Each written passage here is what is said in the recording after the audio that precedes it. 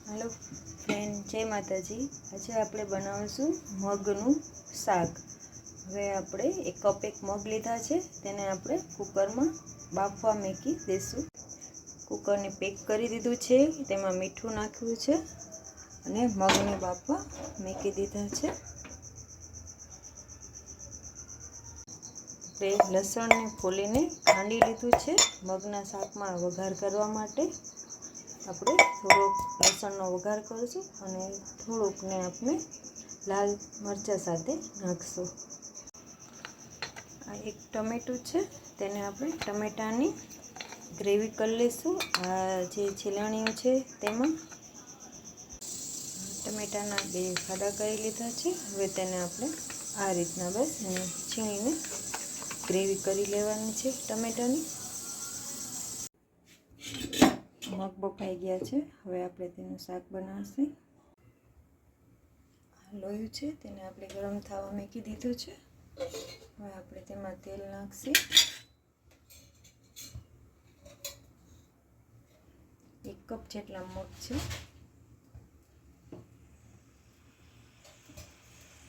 તેલ મીડિયમ નાખવાનું છે।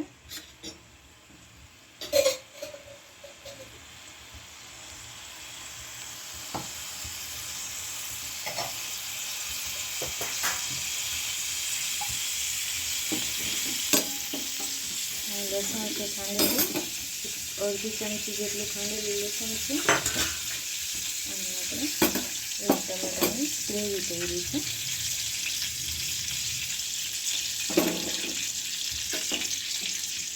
હવે આપણે લસણ બધું નાખી દઈશું વઘારમાં।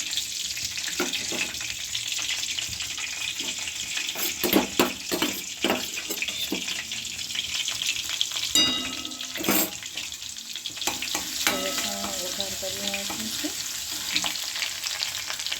હવે આપણે લાલ મરચું નાખીશું, જે લસણવાળું છે। ખાંડણીમાં ખાંડી લીધું છે।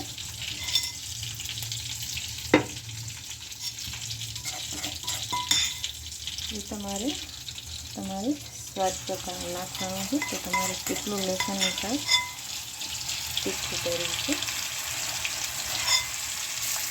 લસણ એકદમ થઈ જાય લાલ પછી લાલ મરચું વઘાર કરવાનું છે। એ રીતના હલાવવાનું છે।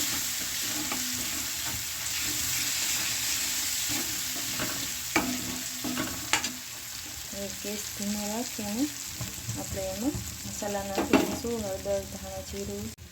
હવે આમાં આપણે હળદર નાખીશું। હળદર નાખી છે આપણે।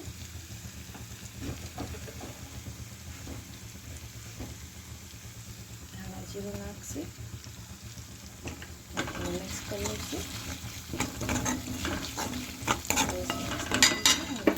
ટમેટાની ગ્રેવી નાખી દઈશું।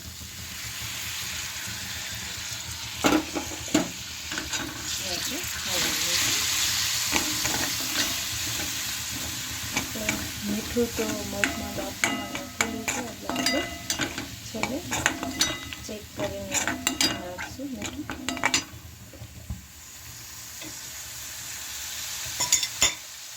હવે આપણે મગ નાખી દઈશું।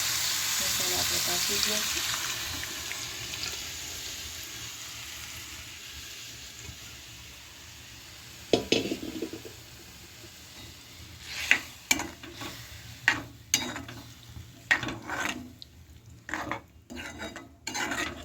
તમે જે પ્રકારનું શાક ખાતા હોય એ પ્રકારનું તમે બનાવી શકો છો। રસ પૂરતું શાક છે, બહુ ઝાઝો રસો નહીં અને મોરું પણ નહીં, રસ પૂરતું શાક છે। જે મગનું થોડીક મગનું શાક ઠરે છે એટલે રસો છે ને પાણી ચૂસી લે છે, એટલે આપણે થોડુંક પાણી વધારે નાખવાનું છે, જેથી રસો શાક ચૂસાઈ ના જાય। શાકનો રસો છે આ રીતના એકદમ ઉકળવા દઈશું આપણે એને। મગનું શાક એકદમ ઉકળી ગયું છે। હવે આપણે તેને ટેસ્ટ કરી લઈશું। મીઠું બરોબર છે।